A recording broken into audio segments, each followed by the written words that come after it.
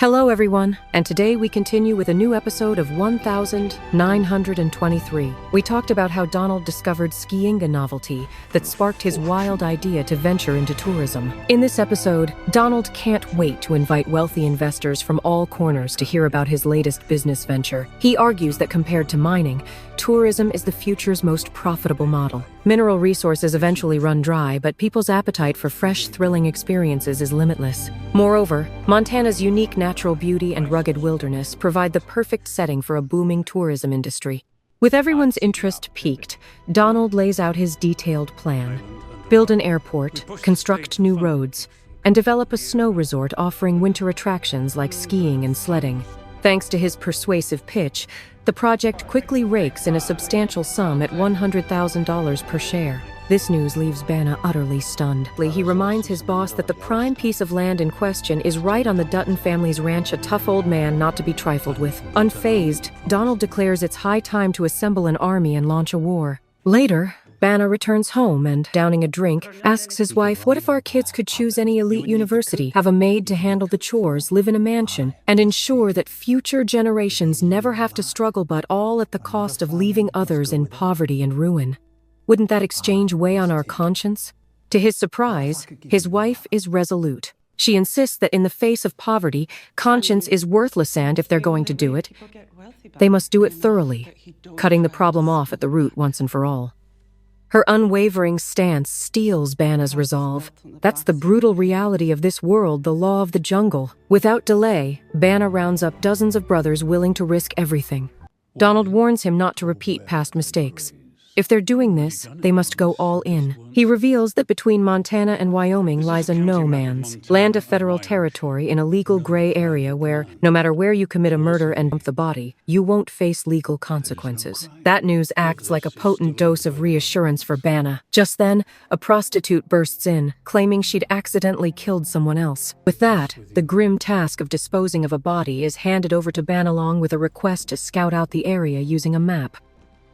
After Spencer lost his car and his partner, he began walking alone. Soon enough, a police car rolled up. The sheriff grilled Spencer with questions before decisively offering to drive him to the train station. With no other choice, Spencer climbed aboard. No sooner had the car started moving than another police car pulled up behind them. The dying Italian kid had dragged Spencer into this mess all along. The sheriff already knew Spencer was his accomplice. He demanded that Spencer continue delivering the illicit liquor, but this time he'd have to bring along a few officers. Threatening to charge him with smuggling, the sheriff left Spencer no choice but to grit his teeth and carry on with the dirty job. They soon reached town and found the pickup spot. When the contact got out, he noticed that the Italian kid was nowhere to be found besides Spencer.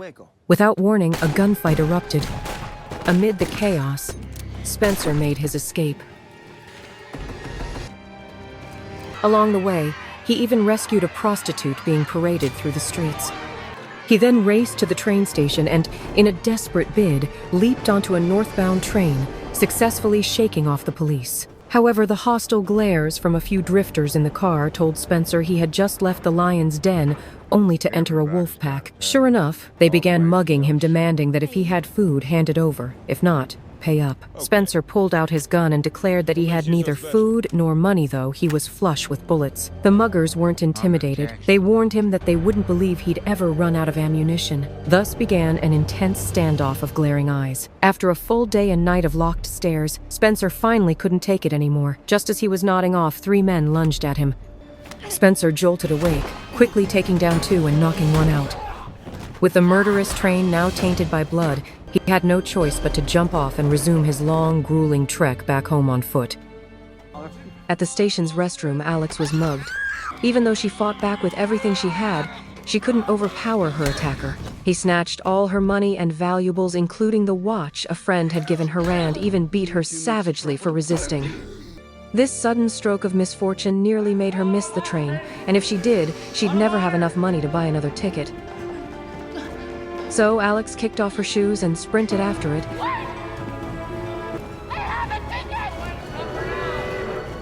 Leaping onto the train in a desperate bid.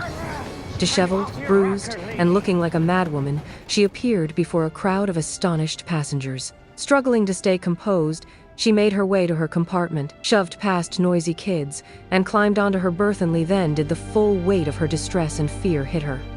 At old Dutton's place, the grandfather and grandson rigged up a makeshift stabilizing device. With everything set for Zane's surgery, Grandma Kara sent away his wife. Old Jacob and Jack served as assistants while the doctor used a very basic anesthetic on Zane. Then the doctor drilled a hole in the top of his head, but to everyone's shock, Zane suddenly woke up, and his agonized scream terrified Elizabeth upstairs. The doctor pressed on with the operation. The bloody scene was so gruesome that Jack nearly lost his lunch. Finally, the doctor removed the accumulated blood and the clot compressing Zane's brain.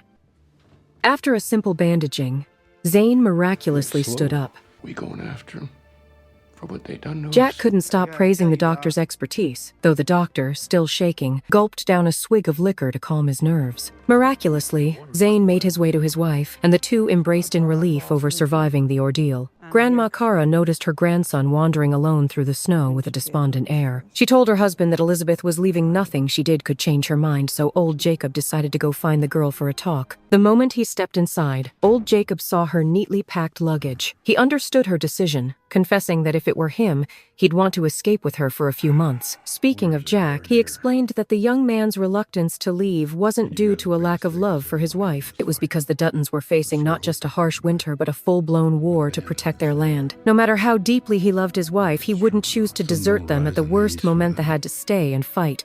The girl began to grasp both Jack's struggles and her own cowardice. Then Grandma Kara entered with a syringe in hand. Summoning all her courage, Elizabeth decided to inject herself, but the pain remained almost unbearable. Troubled by the fact that all those shots still left her hurting so much, Grandma Kara called for the doctor. To everyone's surprise, moments later came some good news. Elizabeth was pregnant. For someone who'd suffered a miscarriage before, this was nothing short of miraculous, and for Grandma Kara and the entire Dutton family, it was a long-awaited celebration. Out on the porch, old Jacob noticed a young couple who had reconciled, filling him with satisfaction. Proudly, he told Kara that he really understood women. Grandma Kara couldn't help but retort that it was precisely because he was clueless about women that she'd always stayed by his side. Old Jacob thought she was being snarky, but then his grandson loudly announced some good news, leaving old Jacob both delighted and awkwardly embarrassed. That swift comeuppance hit him hard. Lunch will be ready in an hour. Meanwhile, Tana and his father kept their promise by helping the cowboys drive the cattle out of the valley. Mr. Gunnat was highly impressed and even invited them to join him for a work meal at a modest diner next to a rodeo arena. After eating, a curious Tana rushed into the arena for a look around, only to stumble upon a wanted poster bearing his own likeness. At that moment, his father hurried over and whisked the panicked Tana away. That's the story for this episode. Donald and Banna vividly illustrate the fragility and cruelty of human nature when profit is at stake. In pursuit of wealth and status, they're willing to sacrifice others. Banna's wife even takes that ruthlessness to an extreme. I always thought she'd be kind-hearted, but she turns out to be even more heartless than Banna. It's a brutal reminder of the cutthroat reality in our world, where some will stop at nothing to achieve their goals. At the same time, the Dutton family's perseverance and resistance shine through. They remain true to their family duty and cherish their traditions, clinging to the invaluable qualities of kindness and empathy. Meanwhile, Alex and Spencer continue their perilous journey Homea road trip filled with adventure and struggle that almost feels like an action-packed movie. It powerfully reminds us that surviving in a chaotic, unfamiliar environment often demands enormous courage and ingenuity, truly heart-wrenching. This episode didn't pack too many conflicts, but it definitely set up plenty of suspense, making it feel like an explosive showdown is just around the corner. Overall, the pacing was brisk and left us eager for what's next. That's all for now. Thank you all for watching patiently. See you next time. Yeah. What they done to all of us.